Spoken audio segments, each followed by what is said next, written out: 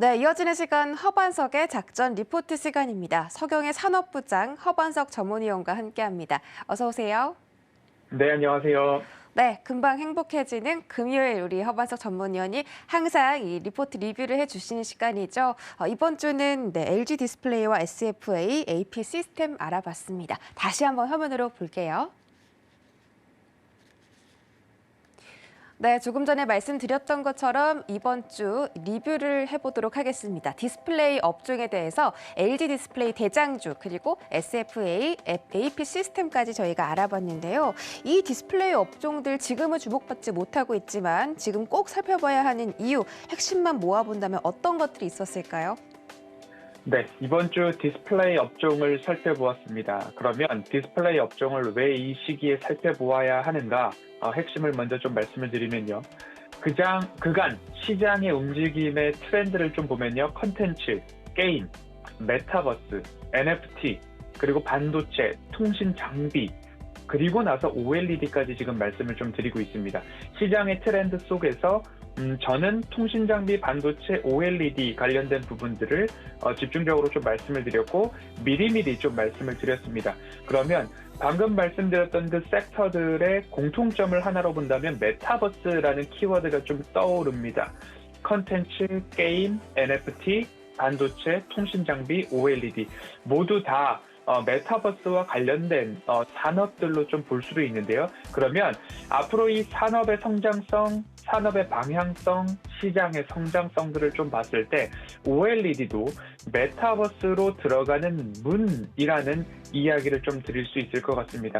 메타버스, 가상현실, 증강현실을 즐기기 위해서는 내가 눈으로 보면서 들어가야 될 텐데 그 눈으로 보면서 들어가는 장비들이 내년도 애플의 XR 헤드셋, 후년도 AR 글라스, 그리고 내년도 상반기쯤 페이스북이 사명을 변경해서 메타 플랫폼즈가 되었죠. 헤드업 디스플레이와 햅틱 장갑으로 구성이 되어 있는 오큘러스 퀘스트 3를 출시할 예정이다라는 이야기가 나오고 있습니다. 그래서 업황의 회복이 시작되지 않을까라는 그 시작으로 메타버스, AR, VR, XR 기기들의 카메라 모듈뿐만 아니라 디스플레이도 한몫, 중추적인 역할을 하겠다라는 말씀을 드릴 수 있고요. 또 한 가지는 스마트폰입니다.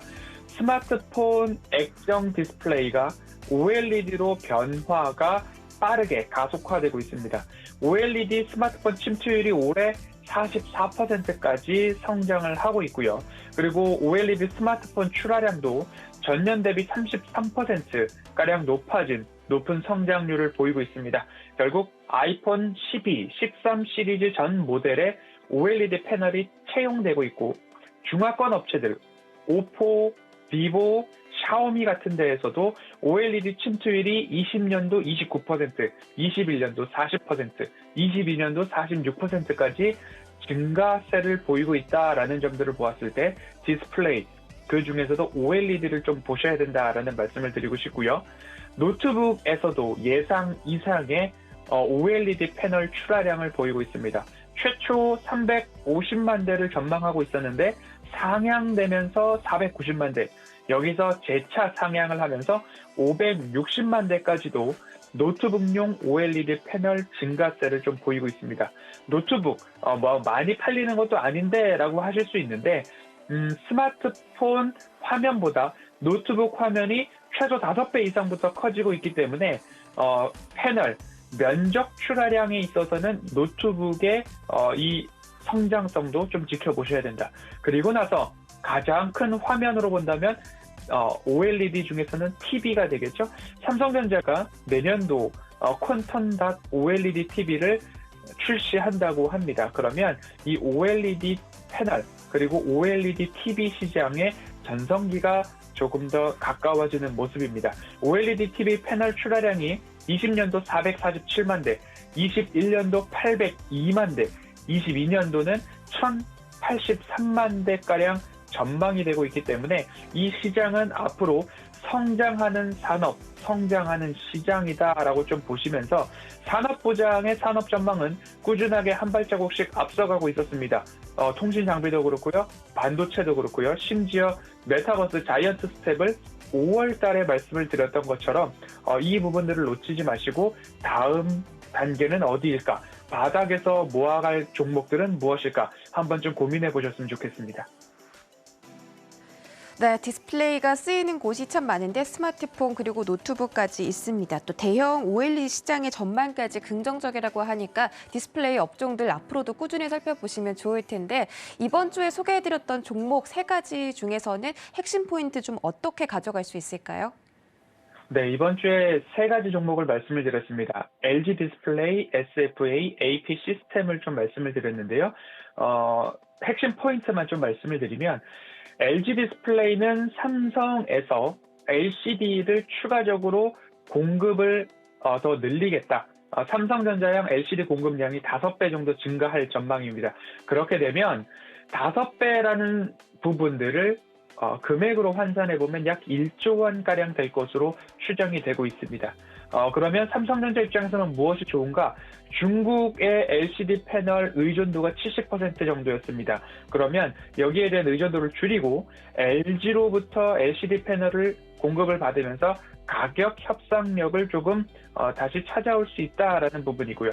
LG 디스플레이 입장에서는 고객 다변화가 이루어지고 있고 LCD 패널 공급 비중 확대로 인해서 매출액과 영업이익이 증가할 수 있는 부분들이 좀 나올 수 있겠습니다.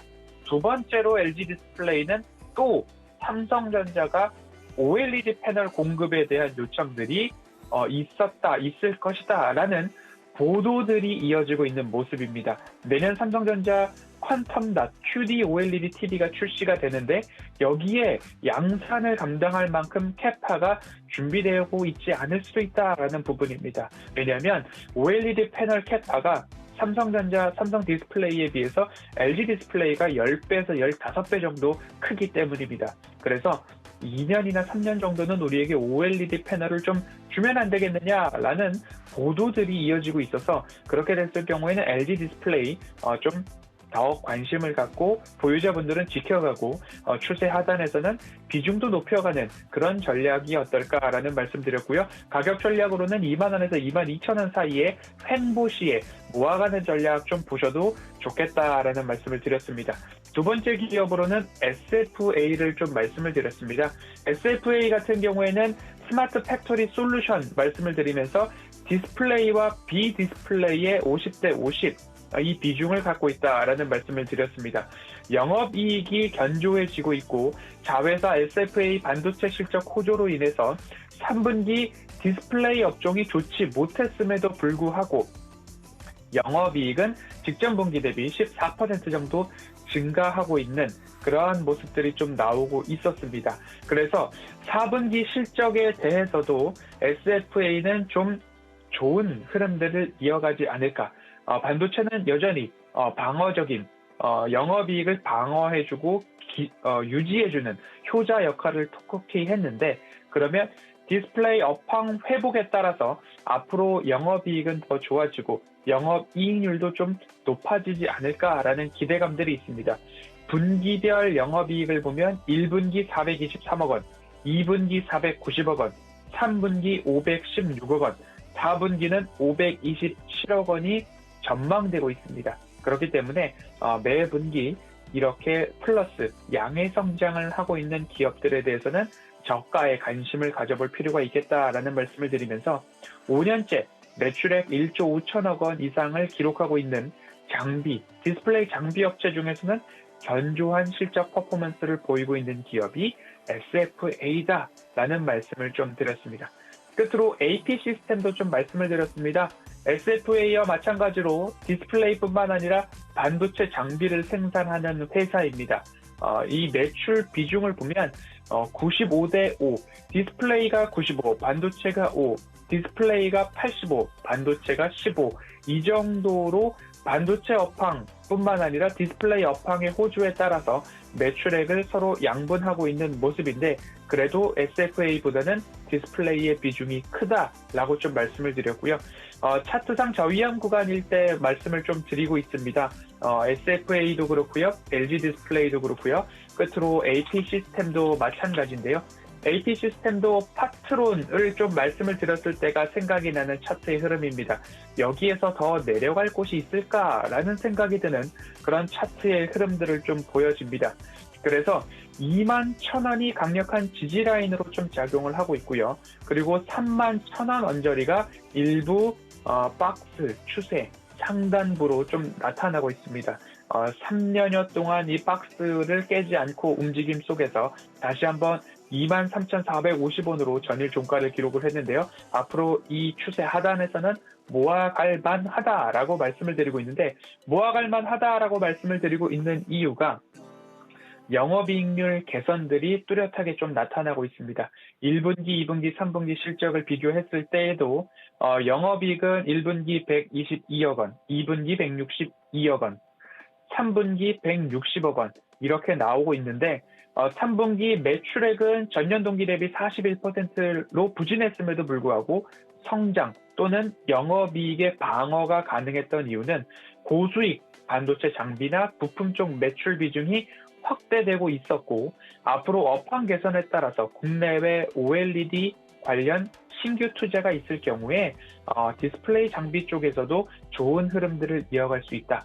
영업이익률이 1분기 10.8%, 2분기 11.2%, 3분기 16.7%로 영업이익률 이익 체질에 있어서는 따라올 자가 없다라고 말씀을 드릴 만큼 좋은 영업이익 체력이 유지되고 있다라는 부분입니다. 끝으로 미래를 이끌 가시적 모멘텀, 삼성전자의 갤럭시 폴더블, OLED 후공정 캐파 베트남 증설에 대한 이슈가 수혜로 AP 시스템에 있을 수 있고, 삼성전자향 반도체 여전히 좋습니다. 그래서 디스플레이와 반도체 모두 다 수혜가 가능한 기업이 AP 시스템, 이렇게 좀 말씀을 드리면서 이번 주 산업의 방향성, 시장의 성장성, 그리고 차트상 저위험 구간에 놓여져 있는 디스플레이 업종을 살펴보았기 때문에 앞으로 이곳에서도 유의미한 수익을 내실 수 있도록 유심한 관찰 그리고 관심 이어가야 될 섹터와 기업이다라는 말씀 드리면서 이번 주 디스플레이 업종 OLED 여기까지 살펴보도록 하겠습니다.